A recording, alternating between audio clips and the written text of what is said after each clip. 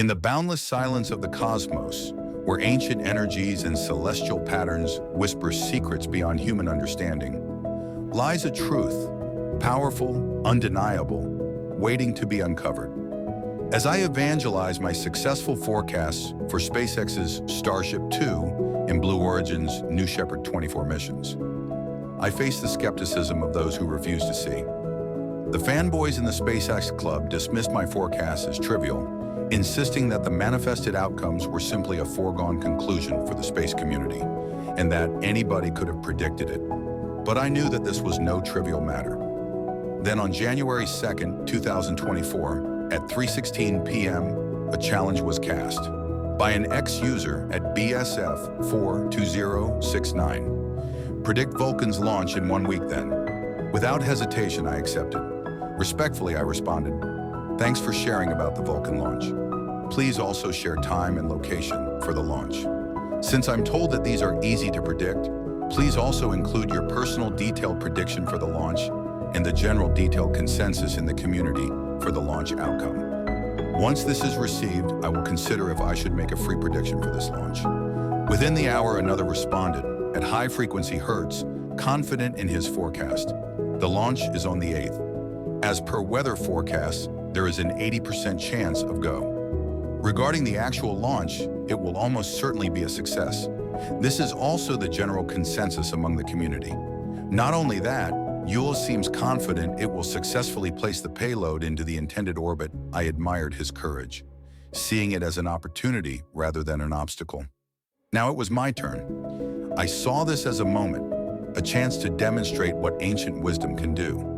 I prepared my response, public, detailed, precise, knowing this was my time to make a statement. On January 3rd, 2024, at 5:29 p.m., I posted my forecast. "Good evening, ULA Launch team. This is an astrological reading with a prediction of the outcome for the scheduled launch of the Vulcan rocket Cert-1 mission. I'm a Vedic astrologer who has recently made successful predictions for ISRO, SpaceX, Blue Origin, and others.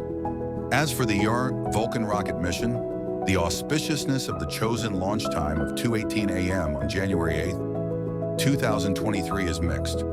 While it does not deny success, it has significant blemishes that might manifest as impediments and/or anomalies leading to a delay or postponement of the launch. To make things clear, there is really no way you will be able to launch at the currently planned time. Try as you may. Everything will likely go as planned until the scheduled launch, and the impediment will come unexpectedly in the final days or hours. It appears that this impediment might manifest as a sudden change in the weather, for example, incessant rain that comes out of nowhere, gusty winds with the risk of flying debris, etc., which might put the launch countdown on hold. Anomalies might be also discovered with ground systems and/or rocket components, leading to remediation and a subsequent delay in the launch. The chart shows that capable and wise leadership is guiding the launch. As such, the team would be well advised to wait for the impediments to clear and for any discovered anomalies to be properly addressed. It might be best to scrub and reschedule the launch to a more auspicious time. This will ensure success in the mission. However, if there is hasty remediation of any anomalies, and if the launch team proceeds with launching the rocket despite the delay, yet anomalies, then here are the likely consequences of this decision. Stage 1 of the number Vulcan rocket will perform nominally. However, there is a risk to Stage 2 separation, trans-lunar trajectory injection, and guided placement of the Peregrine lunar lander in the desired elliptical lunar orbit. Impediments and anomalies might manifest as a misfire of the Centaur stage, 2 thrusters and/or misguided placement of the Peregrine lunar lander in a less than desirable orbit which deviates from the planned lunar orbit, and/or a systems handicap might be discovered leading to a non-nominal flight in Stage 2. It is likely that any corrective actions, maneuvers will expend unplanned for fuel, resources, and jeopardize the possibility for even launching the Stage 3 of this mission. As such, caution would be well advised. I hope this was helpful.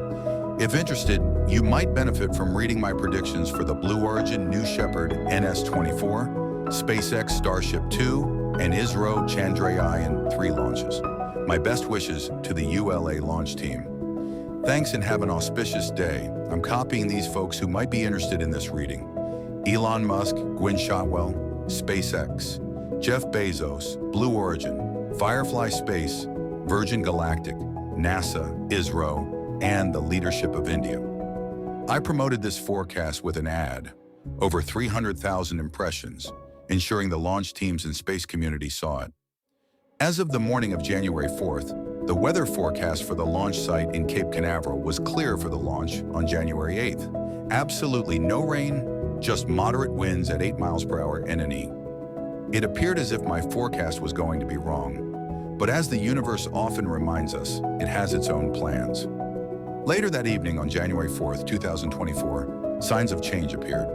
An ex-user at Tom Niziol posted a weather map. I normally do not put out 10-day model loops. However, I couldn't resist showing the pitching machine, throwing one storm after another across the U.S., each one bringing down colder and colder air in their wake. Winter is here, and indeed the storm grew. Unexpected Arctic winds, severe storms, relentless rain, sweeping across the U.S. and the launch site at Cape Canaveral in Florida, precisely as I predicted. NOAA meteorologists warned of an intense El Niño, making this year one of the top 5 El Niño events since 1950, according to NOAA meteorologist Brooke. My prediction had been spot on. The weather would shift suddenly and fiercely. It came out of nowhere, just as I had foreseen. And yet, despite the brewing storm, ULA pressed forward. Rumors swirled that a distressed sale was looming for ULA, jointly owned by Lockheed Martin and Boeing, making this launch a matter of survival for the company. By January 6th, the pressure was immense. Reuters reported that a successful launch was critical. A successful launch at Cape Canaveral next week would allow ULA to fulfill a deep backlog of missions worth hundreds of millions of dollars and establish a greater competitive footing with Elon Musk's SpaceX. It's a very nervous time for them, said George Sowers, ULA's former chief scientist, who was key to Vulcan's creation. The entire future of ULA depended on this launch, and I watched, knowing they had no choice but to proceed, despite the brewing storm. January 8th arrived. At 2:38 a.m., they launched as scheduled. Given the late-night launch, I could not watch it live. I woke up to a flood of comments in the morning claiming I was wrong, with some calling my prediction nonsense, because Vulcan had launched on time. The actual language used was more vile, and I won't repeat it here. Despite the ferocious Arctic winds and unpredictable weather, it appears ULA launched anyway, perhaps driven by the financial pressure of the looming sale or the urgent need to meet their backlog. A delayed launch could have been detrimental to their business survival, so they decided to take a risk. After all, there was little to lose and only potential gain if the launch succeeded. And what happened next?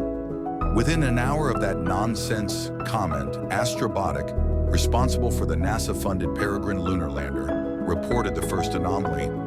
Unfortunately, an anomaly occurred, which prevented Astrobotic from achieving a stable sun-pointing orientation. The team is responding in real time and will be providing updates.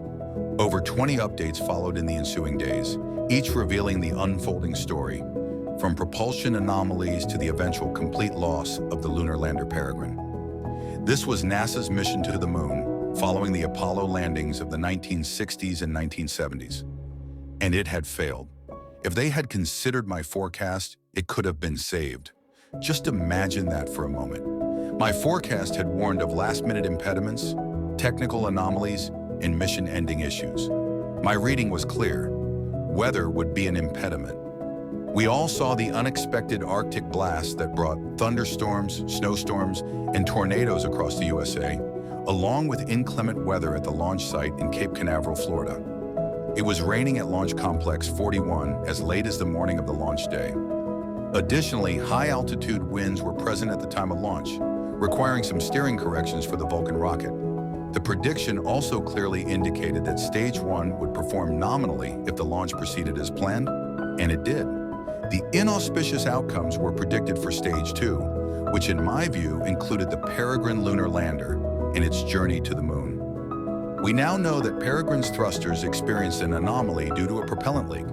The system's handicap led to incorrect orientation of the solar panels and improper orbit placement for landing on the moon. You can see the remarkable accuracy here. The detailed technical and operational developments, every step, every anomaly, mirrored my predictions, once again proving that ancient cosmic wisdom can foresee the outcomes of even the most complex space missions. For the record, I find Astrobotic to be not only professional, but also genuinely personable. I remember them liking my forecast before the launch, something I truly value. It's rare in today's world, where civility often seems forgotten, so it was refreshing to see that. They were also remarkably transparent about the outcomes. No hiding the truth, no pretending the failure was a success. There's an ex-space company that does that all the time. Ha ha ha ha. Astrobotic embodies the kind of science I admire. Open, curious, and honest. After the dust settled, ULA Launch CEO Tory Bruno responded to my forecast, declaring that the mission was a success. He's a very courteous individual, and I engaged with him respectfully as always. He emphasized the successful launch of the Vulcan rocket and attributed the anomaly to the Peregrine lunar lander, which was the main goal of the mission. Where I come from, the land of India and Israel, there's no true success in simply launching the rocket if you fail to deliver the payload. Anyway, ULA Launch was a payload rocket, and I suppose he was claiming that his Vulcan rocket performed nominally. I like him, so I'll let it be. With this major validation under my belt, my confidence soared to new heights, but the challenges kept coming, fierce, relentless. Next, I was challenged to craft a forecast for the legendary and highly reliable Vulcan 9 Block 5. Apparently, I was told that I only make predictions for rockets and missions that are likely to fail. LOL, well, they shouldn't have said that, because Vulcan 9 Block 5 was now in my sights, and I promise, stay tuned. Episode 4 is coming.